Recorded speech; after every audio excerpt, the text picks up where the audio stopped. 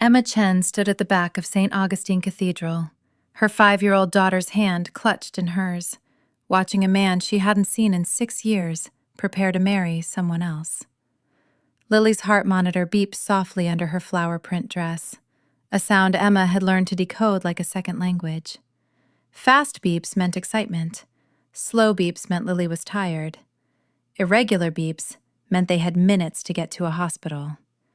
Right now, the beeps were steady, calm, which was more than Emma could say for herself.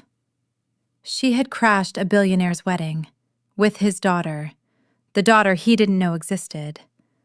You know this story, don't you? The struggling single mother, the wealthy father who doesn't know about his child, the dramatic revelation that brings them together. Usually the billionaire is cold at first, but quickly melts when he meets his adorable offspring. Usually there's a misunderstanding that gets cleared up, some grand gesture, and they all live happily ever after. The single mother gets rescued from poverty, the child gets a father, and the billionaire discovers that love is more important than money. It's a fairy tale, a fantasy, the kind of story that makes you believe that desperation has a happy ending. But Emma wasn't here for a fairy tale. She was here because her daughter was dying. And the man at that altar, Adrian Blackwell, tech billionaire, Forbes 30 under 30, the man who'd ghosted her after 3 perfect weeks 6 years ago, was the only person on earth who could save Lily's life. And he was going to hate her for it. Because Emma wasn't going to beg. She wasn't going to cry or plead or appeal to his better nature. She was going to walk down that aisle, interrupt his vows, hand him a DNA test and a medical consent form, and give him a choice. Sign the paper and save his daughter's life, or refuse and live with her death on his conscience. No romance, no rescue. Just a mother doing whatever it took. This is the story of how Emma Chen destroyed a billionaire's wedding, shattered his carefully constructed life, and forced him to confront the one thing his money couldn't buy: responsibility. This is the story of how Adrian Blackwell went from a man who treated fatherhood like a business transaction to a man who literally gave his heart to save his daughter. And this is the story of how sometimes love isn't about grand gestures or fairy tale endings. It's about showing up, even when it's ugly, even when it's hard, even when it costs you everything. Emma took a deep breath, squeezed Lily's hand, and started walking down the aisle. The fairy tale was about to become a nightmare. And then, maybe, just maybe, something real. The cathedral was everything Emma expected from a billionaire wedding. Soaring ceilings, stained glass windows that cast rainbow light across marble floors, and enough flowers to stock a botanical garden. At least 300 guests turned in their seats as Emma walked down the aisle, her worn sneakers squeaking against the polished floor. She'd dressed Lily in the nicest outfit they owned, a flower print dress from a thrift store, carefully mended where the hem had torn. Emma wore the only professional outfit she had left, a navy blazer over a white blouse, both wrinkled from being stored in her car. They looked exactly like what they were: broke, desperate, and out of place. Adrian stood at the altar, impossibly handsome in his custom tuxedo, his dark hair perfectly styled, his expression shifting from confusion to recognition to something Emma couldn't quite read. Next to him, his bride, Victoria Ashford, heiress to the Ashford Hotel empire, looked like she'd stepped out of a bridal magazine. Perfect dress, perfect makeup, perfect fury in her ice blue eyes. "Security!" Victoria's voice cut through the murmurs of the guests. But Emma was already at the altar. She reached into her blazer pocket and pulled out 2 envelopes. Her hands were shaking, but her voice was steady. "Adrian Blackwell," she said, for the front rows to hear. My name is Emma Chen. 6 years ago, we spent 3 weeks together at the Medical Innovation Conference in Boston. You left without saying goodbye. 3 months later, I discovered I was pregnant. The cathedral erupted in whispers. Adrian's face had gone pale, his jaw clenched. Emma, what are you?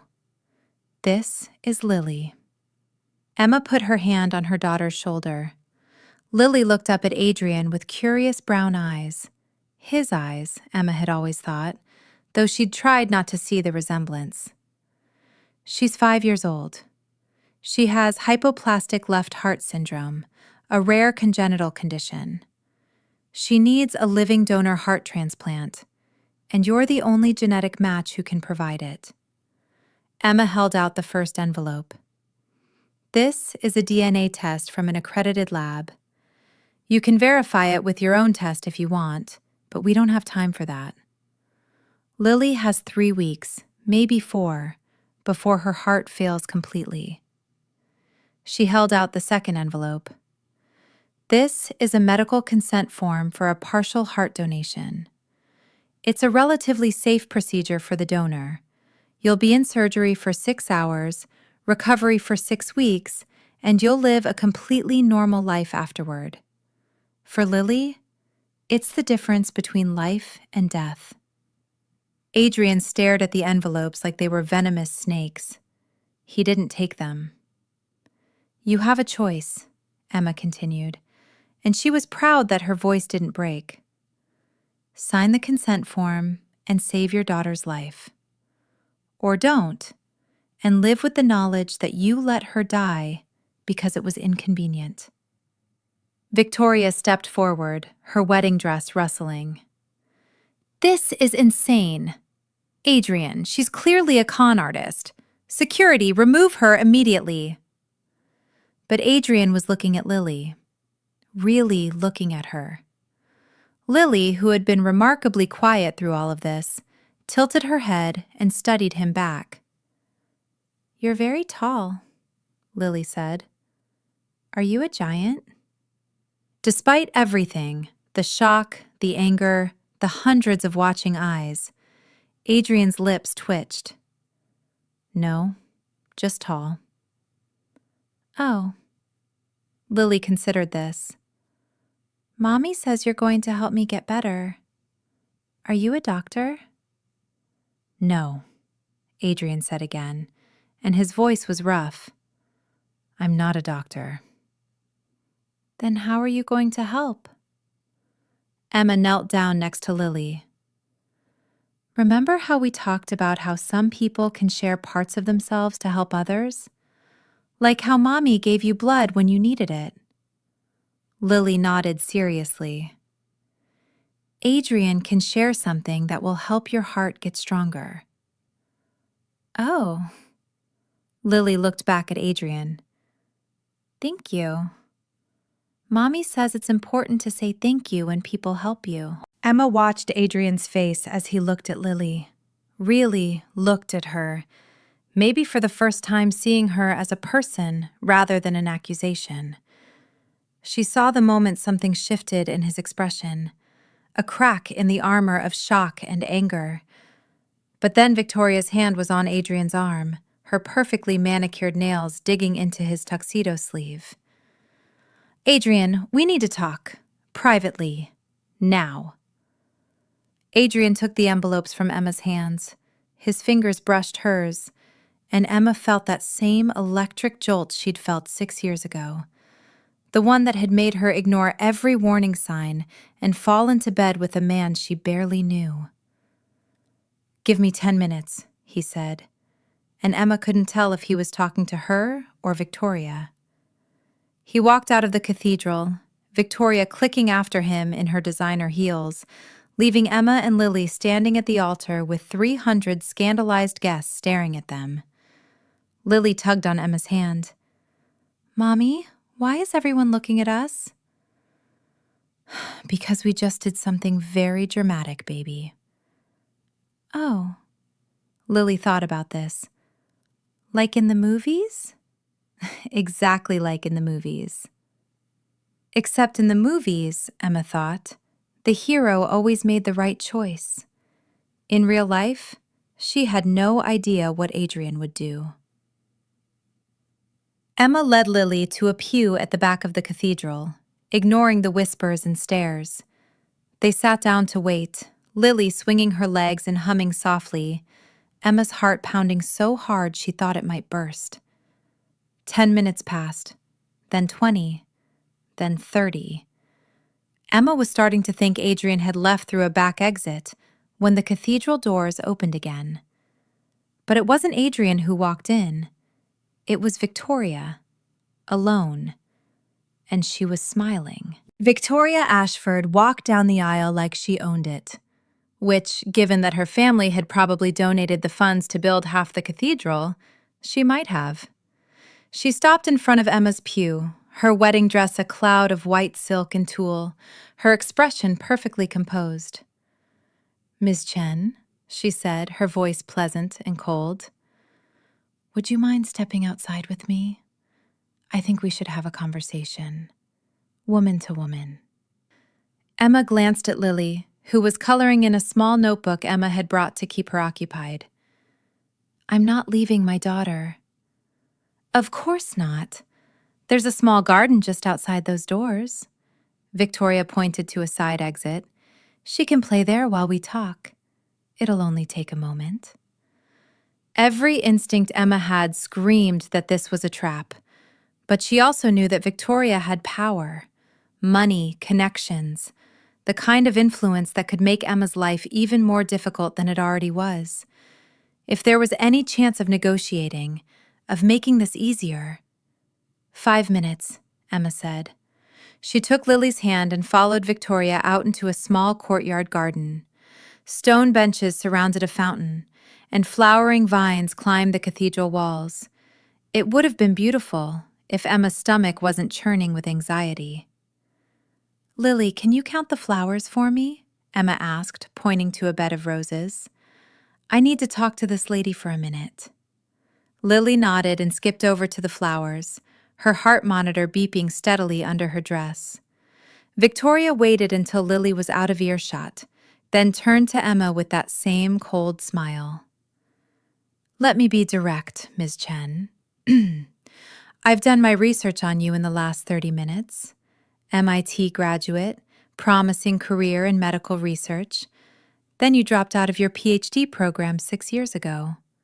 Since then, you've worked as a medical transcriptionist, a pharmacy technician, and currently as a night shift nurse at a free clinic. You have $247 in your checking account, $83,000 in medical debt, and you've been living in your car for the past 2 months.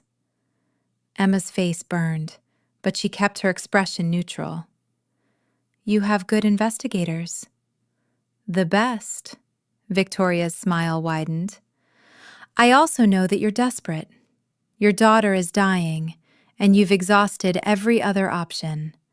That's why you're here, making a scene at my wedding, trying to trap Adrian with a child he never knew about. I'm not trying to trap anyone. I'm trying to save my daughter's life. Of course you are. And I sympathize truly. Victoria's tone suggested she sympathized about as much as a shark sympathizes with a seal. But you have to understand the position this puts Adrian in. He's about to finalize a merger that will save his company and secure the jobs of 10,000 employees. This wedding isn't just a ceremony, it's a business arrangement that both our families depend on. Your revelation threatens all of that. I don't care about your business arrangement. I care about my daughter. I know, which is why I'm going to make you an offer. Victoria reached into a small clutch purse and pulled out a checkbook. She wrote something, tore off the check, and held it out to Emma. Emma looked at the check. $10 million. That's enough to pay off all your debts, get Lily the best medical care available, and set both of you up for life, Victoria said. All you have to do is leave. Today. Now. Don't contact Adrian again. Don't file for child support. Don't tell anyone that Lily is his daughter. Just disappear. Emma stared at the check, her mind racing. $10 million. She could get Lily into the best hospital in the country. She could afford experimental treatments, the best doctors, a comfortable place to live while Lily recovered. She could stop working 3 jobs. She could be there for her daughter instead of constantly scrambling to keep them afloat. All she had to do was give up on the one thing that could actually save Lily's life. The partial heart donation is the only option that has a real chance of working, Emma said quietly. I've consulted with 17 specialists. Lily's condition is too rare, too complex. She needs genetic compatibility that only a parent can provide. Then find another solution. Medical science advances every day, maybe in a few months. She doesn't have a few months. She has weeks. Victoria's expression hardened. Then I'm very sorry, but that's not Adrian's problem. He didn't know about her. He didn't choose to be a father. You can't force responsibility on someone just because it's convenient for you. Convenient? Emma's voice rose and she fought to control it. You think any of this is convenient? You think I wanted to crash your wedding, humiliate myself in front of hundreds of people, and beg a man who ghosted me to save our daughter's life? I spent 5 years trying every other option. I sold everything I owned. I worked myself to exhaustion. I did everything I could to avoid this moment. But Lily is dying, and I will do whatever it takes to save her. Whatever it takes. Victoria studied her for a long moment. You really love her. She's my daughter. And that's admirable, truly. But love doesn't change reality. Adrian has obligations, responsibilities, a life that doesn't include you or your child. Taking this check is the kindest thing you can do for everyone involved. Emma looked over at Lily, who was carefully counting rose petals, her small face scrunched in concentration. She was so small, so fragile, so utterly unaware that her entire future was being decided in this garden. Emma thought about what $10 million could buy. Comfort, security, time. But not enough time. Not without the transplant. She looked back at Victoria and tore the check in half. No. Victoria's composure cracked, just for a second. Excuse me? I said no. I'm not taking your money, I'm not disappearing, and I'm not letting my daughter die because it's inconvenient for your business merger. Emma stepped closer, and she was surprised by the steadiness in her own voice. You can try to pay me off, threaten me, destroy my reputation, I don't care. I have nothing left to lose except Lily. And I will burn down your entire world before I let her die without a fight. You're making a mistake. Maybe, but it's my mistake to make. Emma turned and called to Lily. Come on, baby. We're going back inside. As they walked back toward the cathedral, Emma heard Victoria's voice behind her, cold and sharp. You'll regret this, Ms. Chen. Emma didn't turn around. I already regret a lot of things, but fighting for my daughter will never be one of them. When Emma and Lily returned to the cathedral, Adrian was standing at the altar again. But he wasn't alone. He was surrounded by lawyers. Adrian had changed out of his tuxedo and into a suit, still expensive, but more businesslike. 3 lawyers flanked him, all carrying briefcases and wearing expressions that suggested they billed by the minute. The wedding guests had been cleared out, leaving the cathedral feeling cavernous and cold. Adrian's eyes found Emma's as she walked down the aisle for the second time that day. His expression was unreadable. "Miss Chen," one of the lawyers said, stepping forward. He was older, silver-haired, with the kind of confidence that came from winning cases for decades. "I'm Richard Pemberton, Mr. Blackwell's chief counsel. We've reviewed the documents you provided, and we have some questions." Emma's heart sank. This was it. The part where they tried to discredit her, question the DNA test, drag this out until it was too late. "The DNA test is legitimate," Emma said. "You can run your own if you don't believe me, but like I said, we don't have time." "We believe you," Adrian interrupted. His voice was flat, emotionless. "I remember you, Emma. I remember Boston.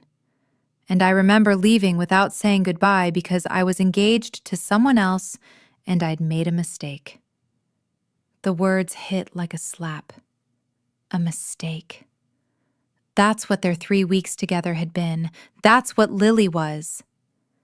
"However," Pemberton continued smoothly, "there are legal complexities here that need to be addressed. You've kept Mr. Blackwell's daughter from him for 5 years. You've denied him the opportunity to be a father, to be involved in her life. That raises questions about your motivations now." "My motivation is saving my daughter's life." "Or securing child support from a billionaire," another lawyer chimed in. "Mr. Blackwell could be liable for 5 years of back child support, plus future payments. We need assurances that this isn't a financial shakedown disguised as a medical emergency." Emma felt rage building in her chest, hot and sharp. "You think I want his money? I've been raising Lily alone for 5 years. I never asked him for a dime. I never even told him she existed because I didn't want to be the woman who trapped a man with a baby. I'm here because my daughter is dying, and he's the only one who can save her. That's it. That's the only reason." "Then you won't mind signing this." Pemberton held out a document. "It's a legal agreement stating that you waive all rights to child support, past and future, in exchange for Mr. Blackwell's agreement to undergo the medical procedure. You'll also agree to a non-disclosure agreement regarding Mr. Blackwell's paternity and a custody arrangement that gives Mr. Blackwell equal parenting time once the child is healthy." Emma stared at the document. "You want me to sign away child support and give you custody in exchange for you saving your own daughter's life?" "We want to ensure that everyone's interests are protected," Pemberton said smoothly. "Everyone except Lily." "Miss Chen, no." Emma's voice echoed through the cathedral. "No, I'm not signing that. You want to verify paternity? Fine. You want to set up a custody arrangement? We can discuss that after Lily is healthy. But I'm not signing away her rights or mine just so you can feel comfortable doing the bare minimum of being a father." She turned to Adrian, who had been silent through this entire exchange. "Is this really what you want? To turn your daughter's life into a business transaction? To negotiate terms and conditions before you'll save her?" Adrian's jaw tightened. "You kept her from me for 5 years, Emma. You made the choice to raise her alone. You don't get to show up now and act like I'm the villain for protecting myself." "I kept her from you because you were engaged to someone else. Because you ghosted me after 3 weeks and I had no way to contact you. Because I didn't want to be the other woman, or the gold digger, or whatever other label people would put on me." Emma's voice cracked. "I made the best choice I could with the information I had. And maybe it was the wrong choice. Maybe I should have tried harder to find you. But I can't change the past. All I can do is fight for Lily's future. Lily, who had been sitting quietly in a pew, suddenly spoke up. Mommy, why are you yelling? Emma immediately softened her voice. I'm sorry, baby. I'm just talking to these people about how to help you get better. Lily slid out of the pew and walked over to Adrian. She had to tilt her head way back to look up at him. Are you mad at my mommy? Adrian looked down at her, and Emma saw something flicker across his face. Surprise, maybe, or discomfort. It's complicated. Mommy says that when things are complicated, you should take a deep breath and think about what's really important. Lily demonstrated, taking a big, exaggerated breath. What's really important to you? The question hung in the air. The lawyers shifted uncomfortably. Emma held her breath. Adrian knelt down so he was at Lily's eye level. Up close, the resemblance was unmistakable. The same dark eyes, the same stubborn set to the jaw, even the same slight dimple in the left cheek. What's really important to you? He asked Lily. Lily thought about it seriously. My mommy. And getting better so I can go to school like other kids. And chocolate ice cream. Despite everything, Adrian's lips twitched. Chocolate ice cream is pretty important. It's the most important, Lily agreed solemnly. Then, with the brutal honesty of a 5-year-old, you look sad. Are you sad because you have to help me? Emma watched Adrian's face as Lily's question hit him. She saw the moment his carefully constructed walls cracked. The moment he stopped seeing Lily as a problem to be managed and started seeing her as a person. A small, sick, innocent person who had done nothing wrong and didn't deserve to be caught in the middle of adult complications. No, Adrian said quietly. I'm not sad about helping you. I'm sad that you're sick. And I'm sad that I didn't know about you before now. Oh. Lily considered this. Mommy says it's okay to be sad sometimes. She cries at night when she thinks I'm sleeping. But then she wakes up and makes me pancakes and pretends everything is okay. Adrian's eyes shot to Emma's. Emma felt her face burn with embarrassment and grief. She'd tried so hard to be strong for Lily, to never let her daughter see how scared she was, how exhausted, how close to breaking. But of course Lily had known. Children always knew. Adrian stood up slowly. He turned to his lawyers. Give us the room. Adrian, I don't think, Pemberton started. I said give us the room. All of you. Now. The lawyers exchanged glances but filed out, leaving Emma, Adrian, and Lily alone in the vast cathedral. Adrian ran a hand through his hair, making it stand up in a way that reminded Emma of the man she'd known 6 years ago, the one who'd stayed up all night talking with her about medical ethics and the future of biotechnology, who'd laughed at her terrible jokes, who'd made her feel seen in a way no one else ever had. I'm going to do the procedure, he said finally. No contracts, no negotiations, no conditions. I'll do it because she's my daughter, and she needs help. That's it. Emma felt tears prick her eyes. Thank you. But after she's healthy, we're going to have a very long conversation about the last 5 years. And about what happens next. I know. And I'm angry, Emma. I'm furious that you kept her from me. I'm furious that I missed 5 years of her life. I'm furious that my daughter is sick and I can't fix it with money or power or any of the things I'm used to using to solve problems." "I know," Emma said again. "And you have every right to be angry. But right now, can we just focus on saving her?" Adrian looked at Lily, who was watching them both with curious eyes. "Yeah, we can do that."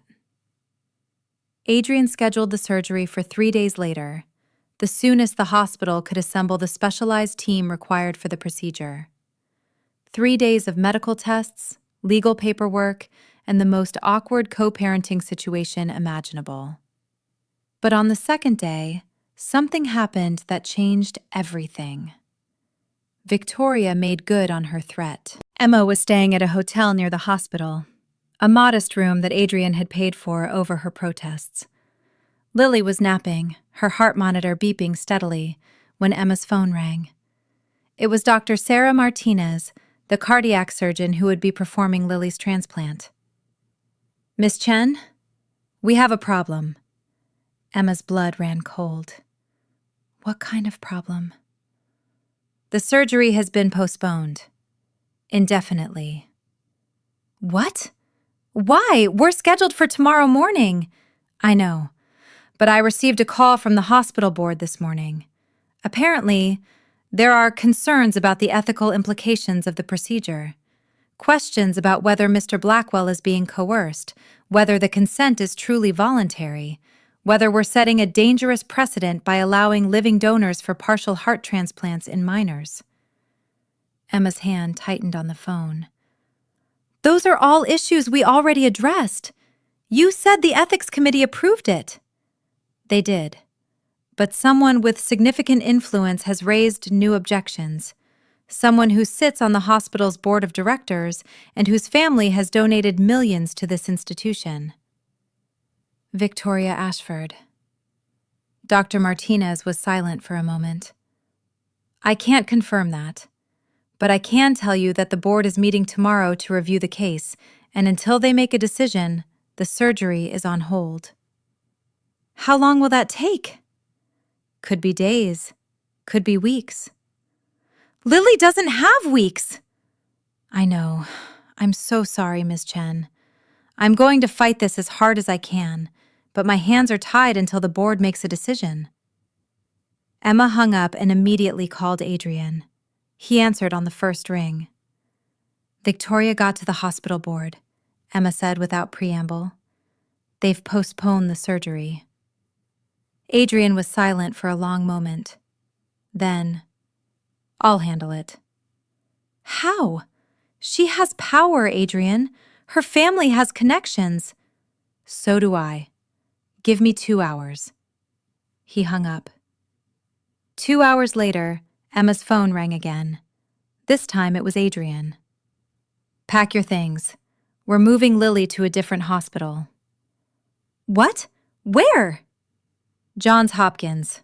I have a contact there, one of the best cardiac surgeons in the country. He's agreed to do the procedure tomorrow morning. I'm sending a medical transport to pick you up in 30 minutes. "Adrian, I can't afford—" "I'm paying for it. All of it. And before you argue, this isn't about you or me. This is about Lily. She needs this surgery, and I'm not going to let Victoria's vindictive bullshit kill my daughter." My daughter. It was the first time Adrian had said it like that. Not the child or Lily, but my daughter. Like he was claiming her. Like he was accepting what that meant. "Okay," Emma said. "Okay. Thank you." "Don't thank me yet. We still have to get through the surgery." The medical transport arrived exactly 30 minutes later. A private ambulance with a full medical team. They transferred Lily carefully, monitoring her vitals, keeping her comfortable.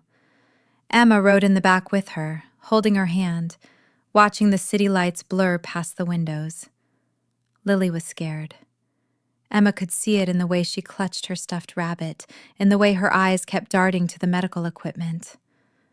"Mommy, is this going to hurt?" You'll be asleep, baby.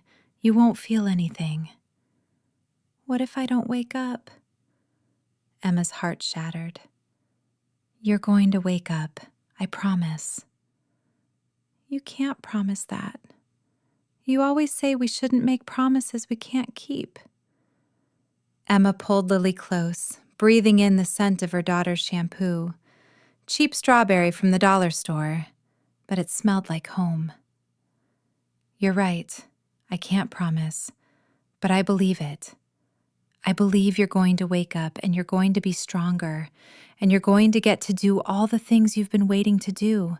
Go to school, play with other kids, run without getting tired. And eat chocolate ice cream? So much chocolate ice cream. Lily was quiet for a moment. Then, Mommy, is Adrian my daddy? Emma had known this question was coming. She'd been dreading it, preparing for it, trying to figure out the right words. But now that Lily had asked, all her prepared speeches evaporated. Yes, she said simply. He is. Why didn't you tell me before? Because it's complicated. Because I didn't know if he wanted to be your daddy. Because I was scared. Are you still scared?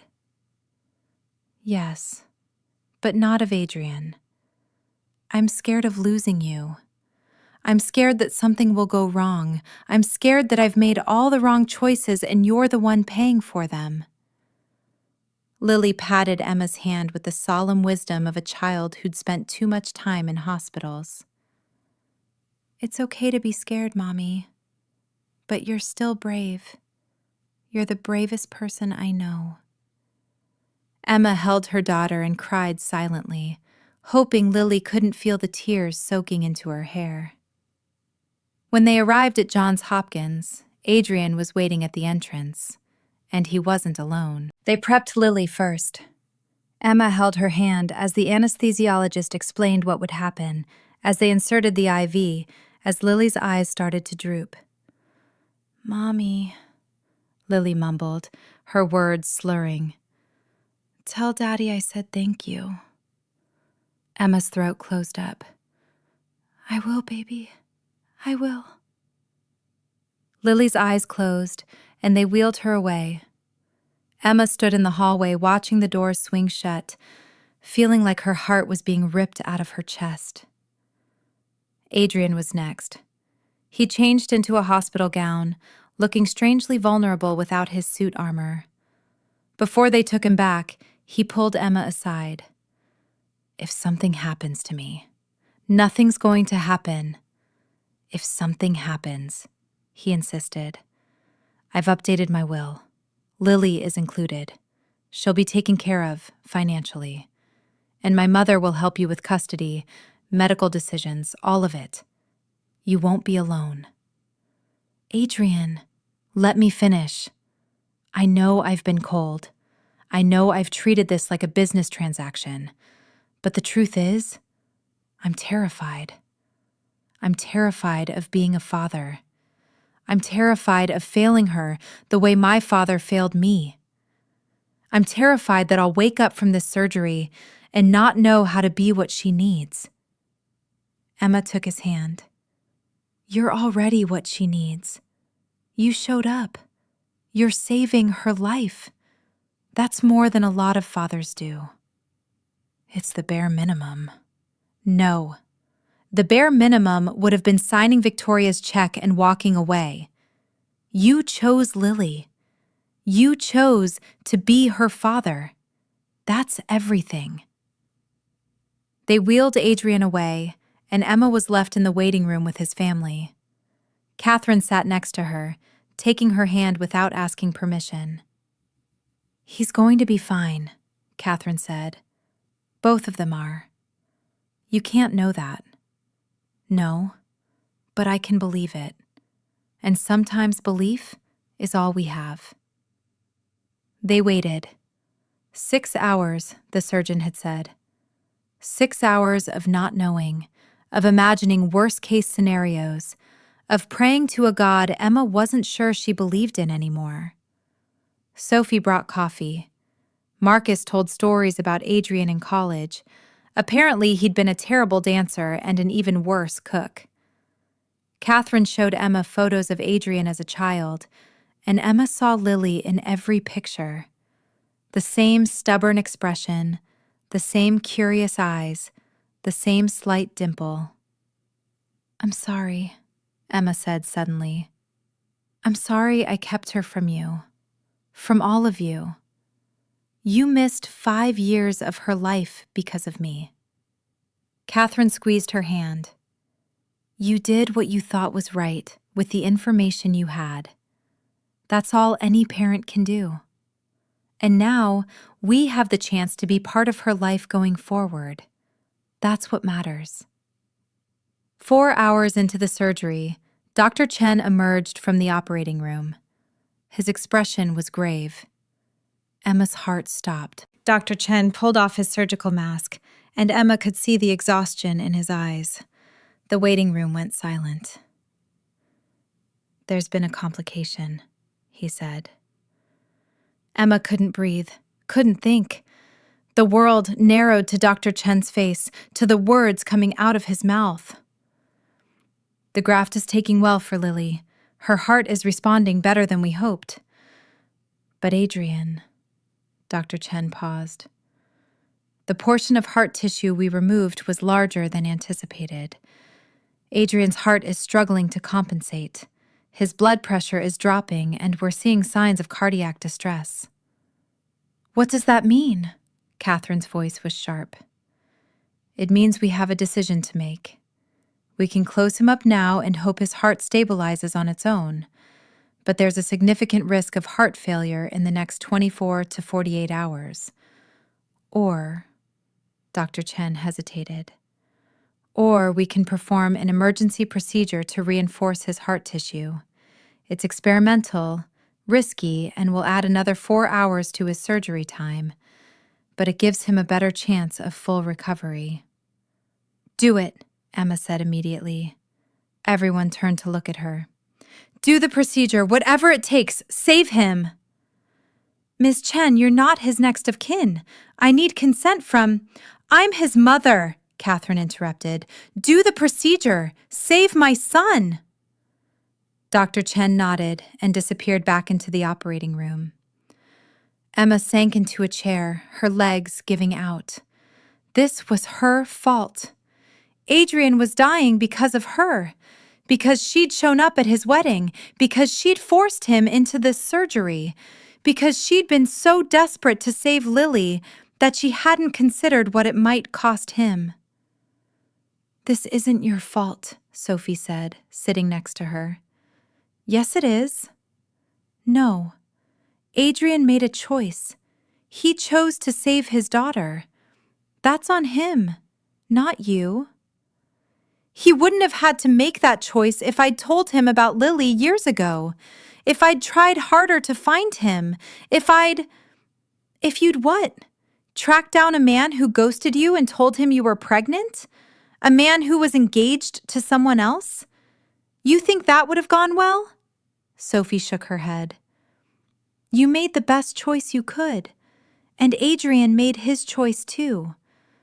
Don't take that away from him by blaming yourself." 4 more hours. 4 hours of waiting, of pacing, of Catherine praying quietly in the corner, and Marcus stress-eating vending machine snacks, and Sophie trying to distract everyone with increasingly terrible jokes. Emma couldn't sit still. She walked the corridors, checked on Lily in recovery, still unconscious but stable, and returned to the waiting room to find it hadn't changed. Time felt broken, stretched thin, like reality was holding its breath. Finally, at hour 10, Dr. Chen emerged again. This time, he was smiling. "They're both stable. The procedure worked. Adrian's heart is holding strong, and Lily's graft is integrating beautifully. They're going to be okay." Emma burst into tears, not delicate crying, but ugly, gasping sobs that came from somewhere deep in her chest.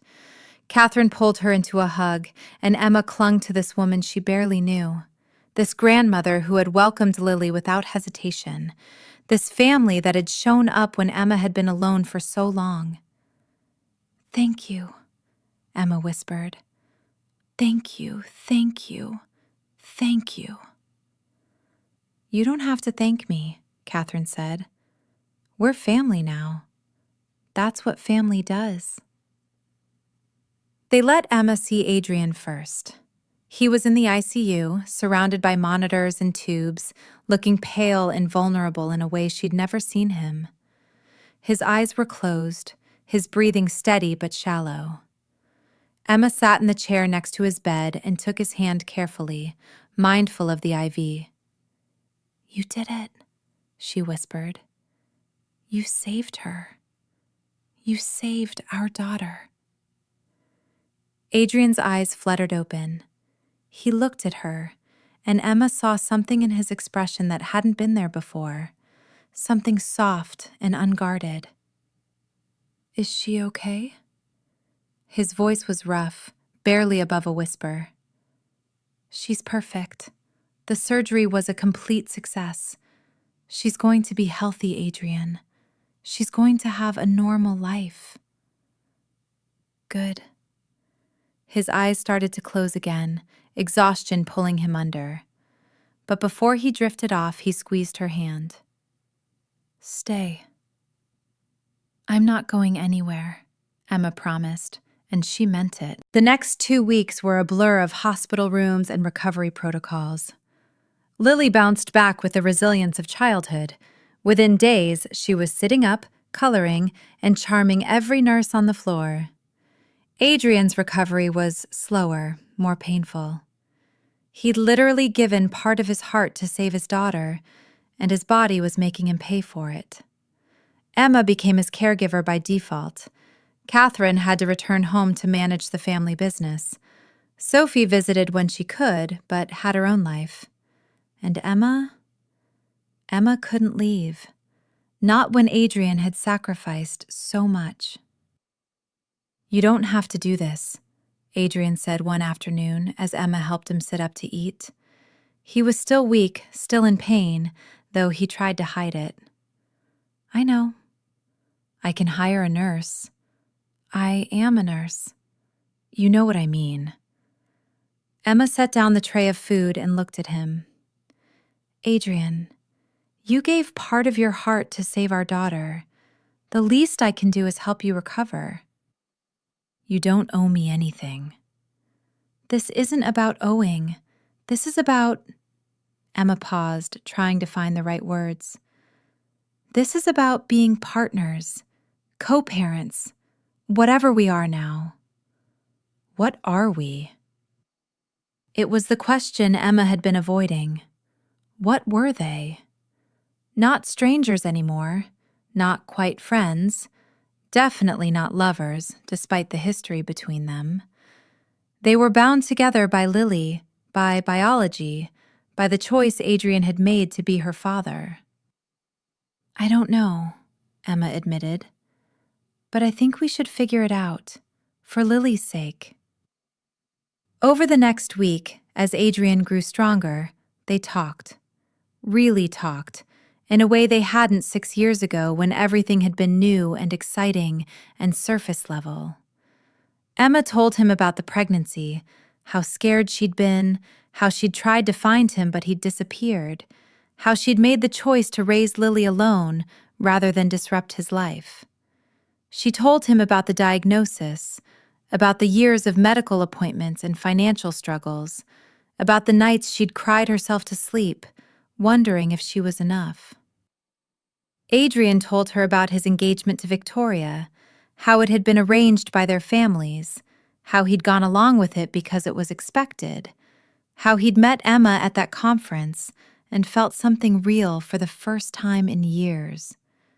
He told her about ghosting her, about the guilt he'd carried, about convincing himself it was better to disappear than to hurt her more by admitting he was engaged. "I was a coward," Adrian said. "I should have told you the truth.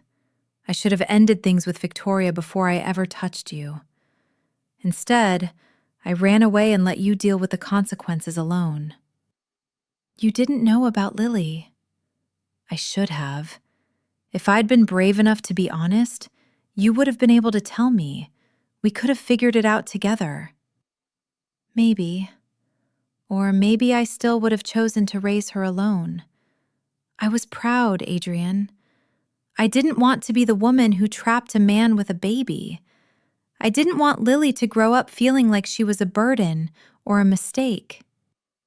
She's not a mistake. Adrian's voice was fierce. She's the best thing I never knew I had. Emma watched Adrian's face as he said it, and she saw the truth there. He meant it. Somewhere between the wedding crash and the surgery and the recovery, Adrian had become a father, not just biologically, but emotionally. He'd claimed Lily, accepted her, chosen her. And Emma felt something shift in her chest. Not love, not yet, maybe not ever, but something like hope. Hope that they could make this work. Hope that Lily could have the family she deserved. Hope that Emma didn't have to do this alone anymore. Lily visited Adrian every day once she was strong enough. At first, she was shy, uncertain how to act around this man who was her father, but still a stranger.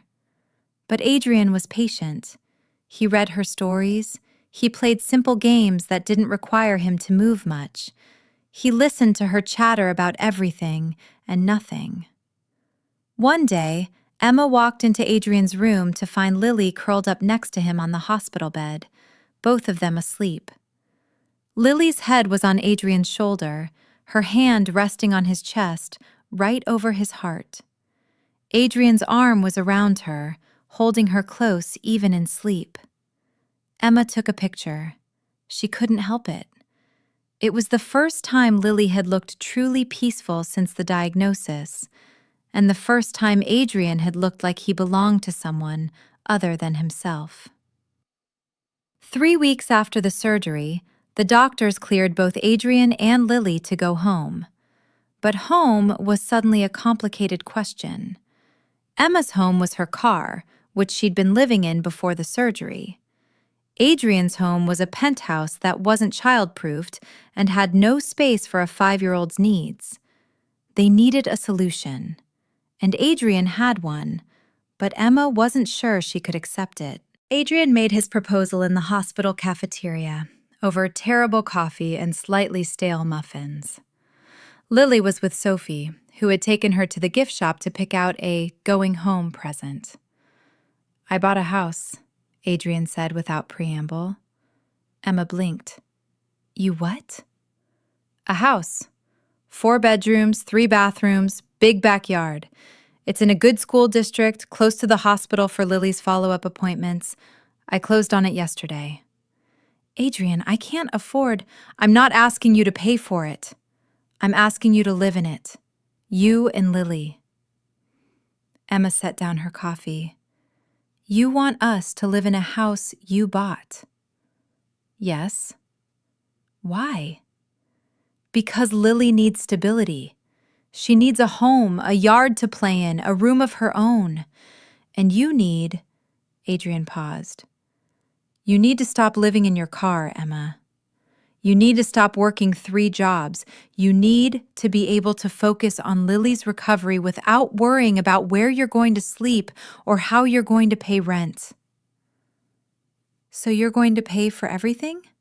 Just take care of us?" "I'm going to take care of my daughter and her mother because Lily needs you healthy and present." Emma felt anger flare in her chest. "I don't need you to rescue me. I'm not trying to rescue you. I'm trying to be a father, and part of being a father is making sure my child has what she needs. And what about what I need? What about my independence, my pride, my ability to take care of my own daughter?" "Your pride almost got Lily killed." Adrian's voice rose, then he caught himself, lowering it again. I'm sorry. That was out of line. But Emma, you can't do this alone anymore. You've been doing it alone for 5 years and it's been killing you. Let me help. Please. Emma wanted to say no. Every instinct she had screamed to refuse, to maintain her independence, to prove she didn't need anyone. But she thought about Lily, about what was best for her daughter. And the truth was, Lily needed stability. She needed a home. She needed to not worry about whether they'd have a place to sleep or food to eat. Emma's pride wasn't worth more than Lily's well-being. Okay, she said finally, but with conditions. Name them. I pay rent. Whatever the market rate is for a 4-bedroom house in that area, I pay it, even if it takes me years to catch up. Emma, that's the condition. I'm not a charity case. I'm Lily's mother and I contribute to her care.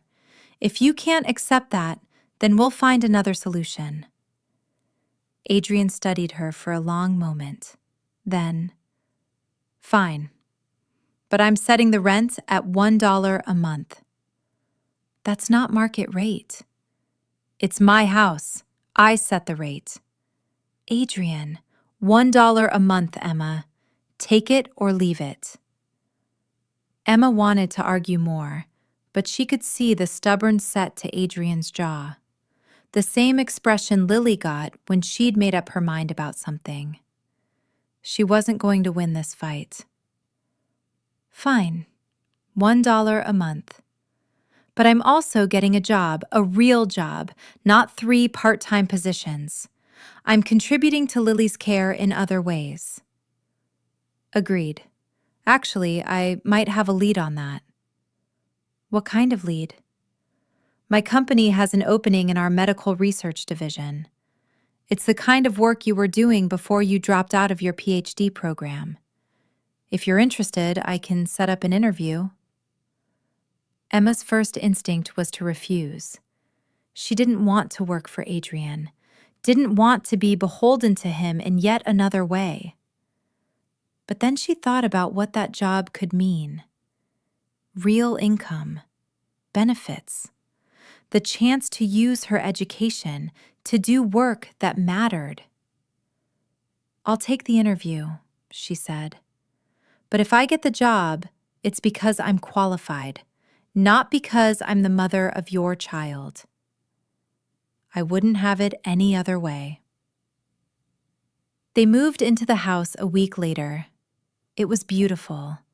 A craftsman-style home with hardwood floors and a fireplace and a backyard with a swing set that Adrian had installed specifically for Lily. Emma's bedroom was on the first floor. Lily's was next to it, and Adrian's.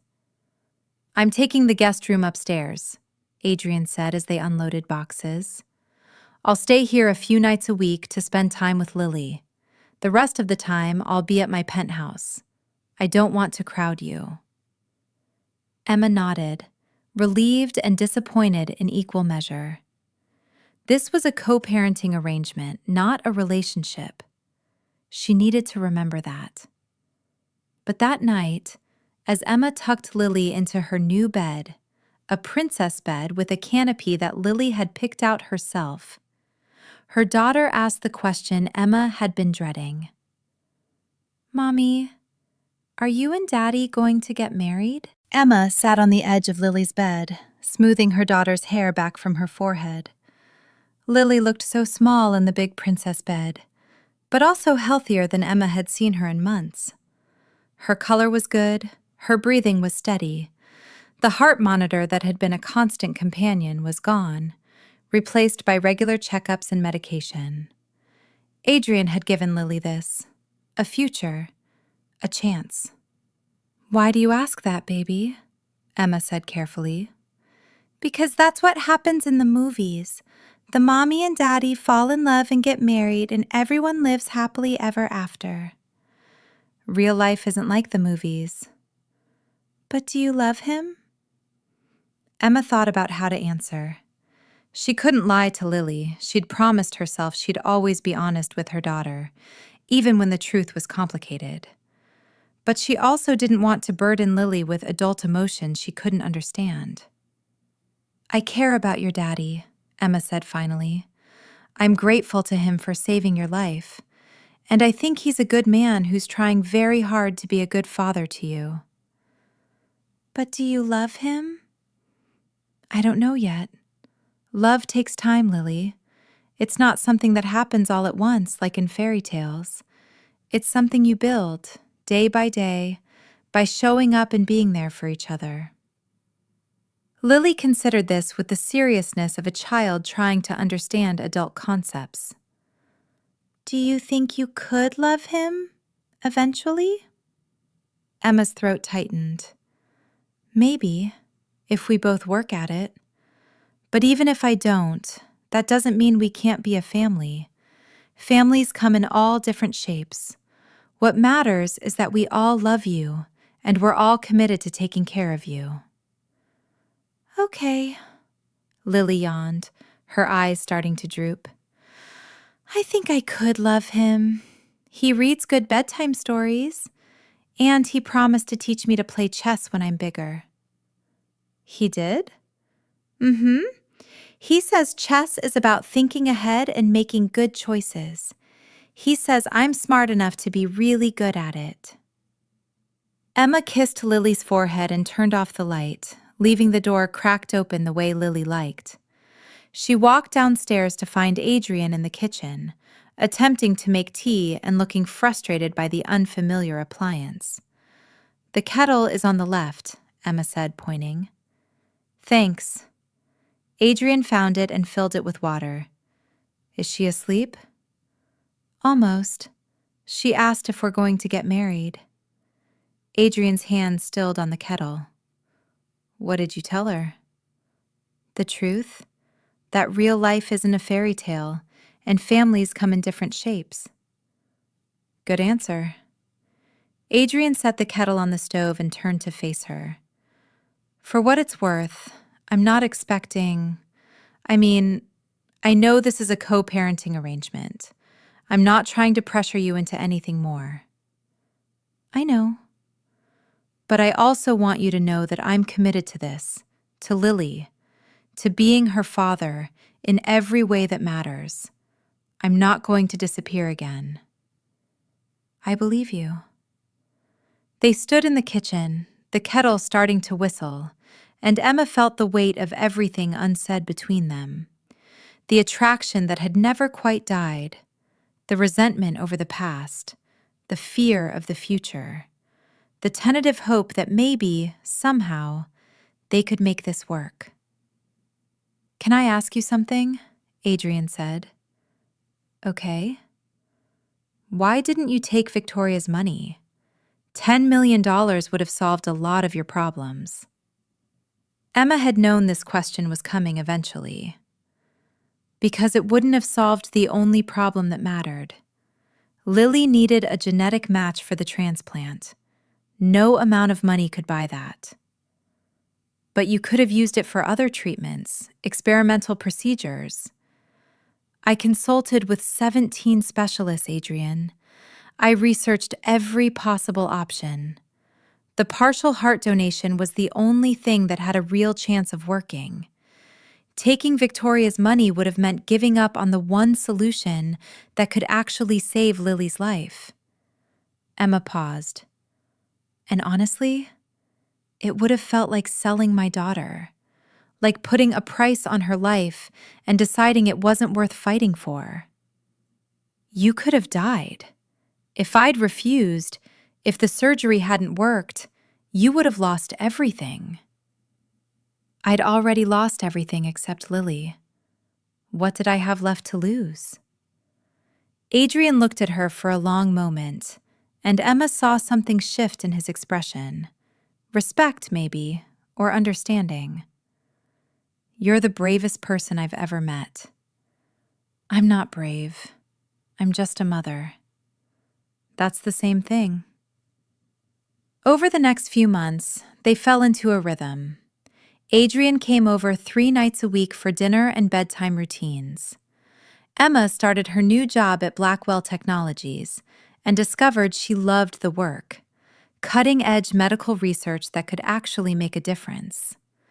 Lily started kindergarten and made friends and came home every day with stories about her adventures. They were building something. Not a romance. Not yet. But a family. And then, on a random Tuesday in October, everything changed again.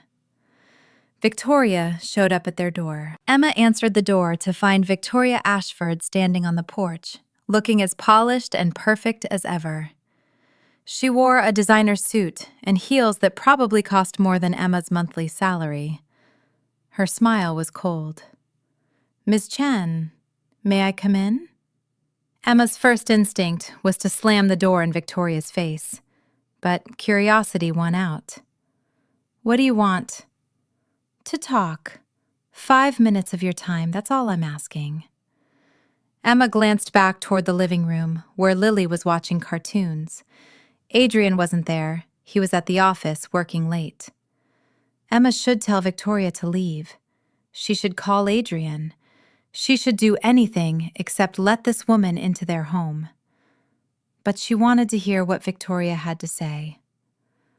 5 minutes, Emma said, stepping aside. Victoria walked in, her heels clicking on the hardwood floor. She looked around the house with an appraising eye, taking in the toys scattered on the floor, the family photos on the walls, the general lived-in chaos of a home with a 5-year-old. "Cozy," Victoria said, and it didn't sound like a compliment. "What do you want, Victoria?" Victoria turned to face her, and for the first time, Emma saw something other than cold calculation in her expression. She saw anger, and underneath the anger, hurt. "I want you to know that you destroyed my life," Victoria said quietly. Emma blinked. "I destroyed your life? You tried to kill my daughter." "I didn't try to kill her. I tried to delay a surgery that would have ruined a business merger my family had been working on for years. There's a difference." "Not to me." "No, I suppose not." Victoria's smile was bitter. "You got everything you wanted, didn't you? The house, the job, the father for your child. You crashed my wedding, stole my fiancé, and walked away with a fairy tale ending. Adrian was never yours. You said yourself the engagement was a business arrangement." "It was. But that doesn't mean I didn't care about him. That doesn't mean I didn't have plans, a future I was building, and you took it all away in one afternoon." Emma felt a flicker of something that might have been sympathy. "I'm sorry your engagement ended, but I didn't steal Adrian. He made his own choice." "Because you forced him to. You showed up with a sick child and a DNA test and gave him no option but to play the hero. You manipulated him. I gave him information and let him decide what to do with it. That's not manipulation, that's honesty." "Honesty?" Victoria laughed, sharp and bitter. "You kept his daughter from him for 5 years. Don't talk to me about honesty." Emma wanted to argue, to defend herself, to point out all the ways Victoria was wrong. But there was a kernel of truth in Victoria's words. Emma had kept Lily from Adrian. She had made choices that affected all of them. And while she'd done it for what she thought were good reasons, that didn't erase the consequences. "You're right," Emma said quietly. "I made mistakes. I should have tried harder to find Adrian when I found out I was pregnant. I should have given him the choice to be involved. And I'm sorry that my choices hurt you. But I can't change the past. All I can do is try to do better going forward." Victoria stared at her, clearly not expecting that response. "That's it? That's your defense?" "I don't have a defense. I did what I thought was right at the time, and it turned out to have consequences I didn't anticipate. That's life. That's being human. You're infuriating, you know that? So I've been told. Victoria was quiet for a long moment. Then, are you in love with him? The question caught Emma off guard. What? Adrian, are you in love with him? Or is this really just about Lily? Emma thought about how to answer. The truth was, she didn't know. She cared about Adrian. She respected him. She was grateful to him. But love? That was more complicated. I don't know, Emma admitted. I think I could be, eventually. But right now, we're focused on being good parents to Lily. Everything else is secondary. He's in love with you. Emma's heart skipped. What? Adrian, he's in love with you. I could see it at the wedding, the way he looked at you. And I've seen him since. He's different, softer. He smiles more. He talks about Lily constantly, but he talks about you too. The way you handle things, the way you make him think, the way you challenge him. Victoria's smile was sad. He never looked at me like that. Not once in 3 years of engagement. Emma didn't know what to do. Emma turned to face Victoria, her expression calm but resolute. I didn't come here to destroy anyone's life, Victoria. I came here to save my daughter's. Victoria's perfectly manicured hand gripped her designer clutch tighter. You could have contacted him privately. Instead, you chose humiliation. You chose spectacle. I tried, Emma said quietly. For 3 years, I tried. His assistant blocked my calls. His lawyer sent cease and desist letters. I had no choice left. Victoria's eyes narrowed. And now? Now that you've gotten what you wanted? Adrian's money, his attention, his guilt? Emma stepped closer, her voice steady. I never wanted his money. I wanted him to know his daughter. I wanted Lily to have a chance at life. That's all I've ever wanted. You're naive if you think this ends well, Victoria said, her tone sharp. Adrian doesn't know how to be a father. He'll throw money at the problem and disappear when it gets hard. That's who he is. Emma shook her head.